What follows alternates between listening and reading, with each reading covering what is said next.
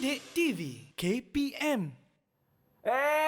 Jangan minum air sungai. Kan cikgu dah kata tadi, jangan minum air sungai. Masih lagi menyaksikan Mendengar Rendah. Cikgu, saya nak belajar lagi lah pasal jenis-jenis air, apa yang boleh diminum, macam mana proses dia lagi, cikgu. Boleh ke, cikgu? Okey, boleh. Jadi sekarang cikgu nak bawakan Akmal macam mana dekat Malaysia pula kita rawat air tu untuk dibekalkan. Cantik, cikgu. Mari kita tengok. Jadi, dalam dia sebenarnya sistem pembekalan air ini, sebelum air dapat dibekalkan kepada pengguna, kita perlu bersihkan dan rawat dia. Betul. Okay, jadi ini gambar daripada buku teks. Okey, ini kita ada 6 proses sebenarnya yang akan kita lakukan, yang akan kita lakukan untuk membersihkan air tersebut. Iaitu proses penapisan, pengoksidaan, penggumpalan, pengenapan, penurasan, pengklorinan dan pemfloridaan. Jadi cikgu akan terangkan satu-satu, Akmal. Boleh, cikgu. Okey, jadi mula-mula kita takung air. Ini gambar sebenar ni, cikgu pergi loji air Linggi. Okey, tu nampak tak air sungai kita warna apa, Akmal? Teh openg. Okey, teh openg. Teh pink pun ada, cikgu. Kita nak rawat dia daripada teh openg tu sampai jadi jernih. Okey. Jadi proses yang pertama namanya penapisan. Okey, sebenarnya apa yang kita nak tapis? Kat sinilah cikgu kata banyak sampah-sampah. Daun, ranting, plastik. Sampah dekat sini kita akan buang dia secara manual. Okey, kalau dekat dalam buku teks dia buat penapisan saja. Sebenarnya dalam situasi yang sebenar kita tapis 3 kali. Sampah yang besar, pasir dan juga sampah yang lebih kecil. Kemudian selepas itu air akan masuk ke dalam rumah pam air mentah. Dekat sini kita tak bersihkan, kita cuma nak pam dia supaya kita boleh naikkan dia ke dalam tangki pengoksidaan. Sebab tangki pengoksidaan tu dia tinggi. So air tu perlu dipam naik. Okey, ini tangki pengoksidaan. Okey, macam yang Akmal nampak Okey, dia sebenarnya tinggi bangunan ni. Air tu perlu dipam, kemudian dia akan dilepaskan dari atas. Okey, apabila air tu dicurahkan ke bawah, oksigen boleh meresap masuk. Ya, ini kita namakan proses dia proses pengoksidaan. Okey, jadi di mana apa fungsi dia? Pengoksidaan ini untuk menambahkan kandungan oksigen di dalam air. Okey, masa ini air masih lagi keruh. Okey, kemudian dia sebenarnya bergantung kepada loji air. Kita tengok macam mana keadaan air. Jadi macam di loji Linggi ini dia masukkan juga alum pada pengoksidaan ini. Okey.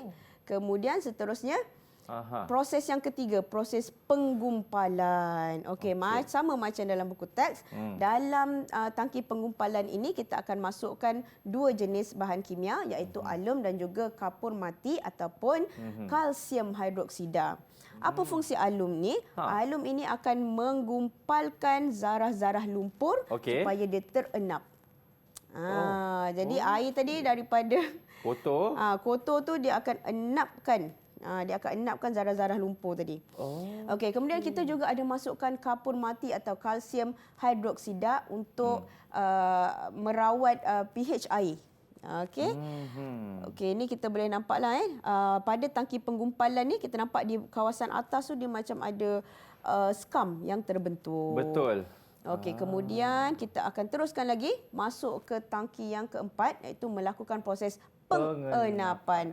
Dah gumpal tadi, kita enap pula. Okey, kita enap tadi zarah-zarah lumpur akan mendak ke bawah. Okey, di sini kita boleh lihat dengan jelas perubahan warna air daripada keruh dia akan jadi lebih jernih. Okey, so di loji Linggi ni ada 3 tangki pengenapan. Okey, seterusnya dia akan air akan mengalir masuk ke dalam tangki penurasan. Dekat sini kita akan turas macam tadi juga ada lapisan kan. Okey, so dekat sini kita gunakan 3 lapisan pasir. Sebab jadi air tadi akan menjadi lebih bersih. Tinggi pasir yang kita gunakan untuk menuras ni ialah lebih kurang 1.3 meter. 1.3 meter? Ya, untuk pastikan betul-betul air itu bersih. Okey, kemudian di dalam tangki pengklorinan dan pemfloridaan ini kita masukkan sebatang klorin dalam bentuk cecair dan juga florida dalam bentuk cecair. Untuk klorin tadi untuk membunuh bakteria atau mikroorganisma. Okey, untuk sebatang florida untuk mengelakkan perebutan gigi. Baik. Kemudian air tadi akan masuk ke dalam tangki air terawat. Okey, Aha. kalau macam dalam gambar ni, okey, kapasiti dia ialah 1 million gallon. Okey, sebab dia akan lepaskan Air yang bersih. ya ke tangki-tangki seterusnya. Okey, kemudian air tadi masuk lagi ke dalam rumah pam untuk kita salurkan keluar ke tangki simpanan. Pernah nampak kan ni kalau dekat Ada taman-taman? cikgu. Ya. Tinggi kan. Ya. Dari sini barulah dia akan mengalir masuk ke dalam tangki simpanan di rumah.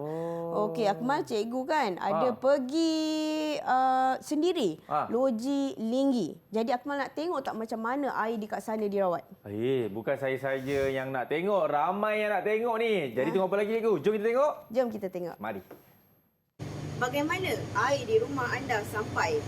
Okay, jadi hari ini cikgu ada di loji pembersihan air Sungai Linggi untuk melihat bagaimana air yang sampai di paip rumah anda dirawat. Jom. Okey, kita di stesen yang pertama iaitu Muka Sauk di mana air daripada sungai akan masuk ke sini. Okey, di mana di sini sampah-sampah akan dikutip secara manual iaitu sampah seperti botol plastik, kayu, daun. Okay, jadi di sini kita akan kutip secara manual untuk dapatkan air bersih untuk dirawat. Jadi ingat murid-murid di rumah, jangan buang sampah di longkang ke sebab semua sampah kamu akan sampai ke sini. Dari Muka Sauk, air akan masuk ke grid chamber untuk memerangkap pasir. Dari grid chamber, air akan masuk ke penyaringan dinamik untuk memerangkap sampah yang lebih kecil. Kemudian, dari penyaringan dinamik, air akan masuk ke rumah pam air mentah untuk disalurkan ke aerator. Inilah keadaan di dalam rumah pam air mentah.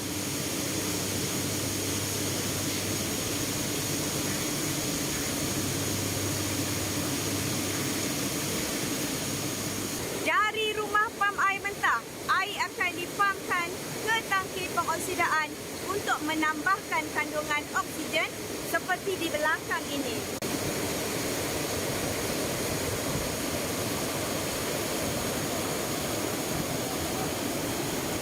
Di tangki pengoksidaan, alum juga akan dimasukkan untuk merawat air. Kemudian, air akan masuk ke tangki flock. Di sini kita akan dapat melihat pembentukan skam di permukaan atas air.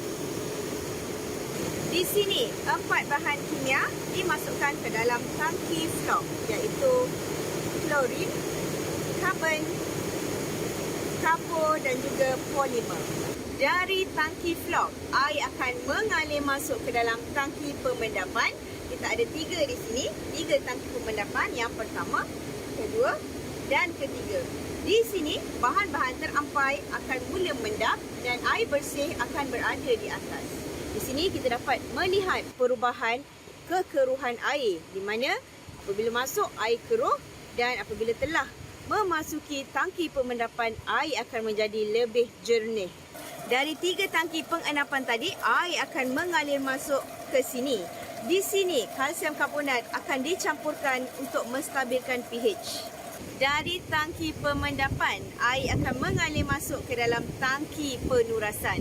Di dalam tangki penurasan ini, kita ada pasir yang akan menuras air menjadi air yang lebih bersih.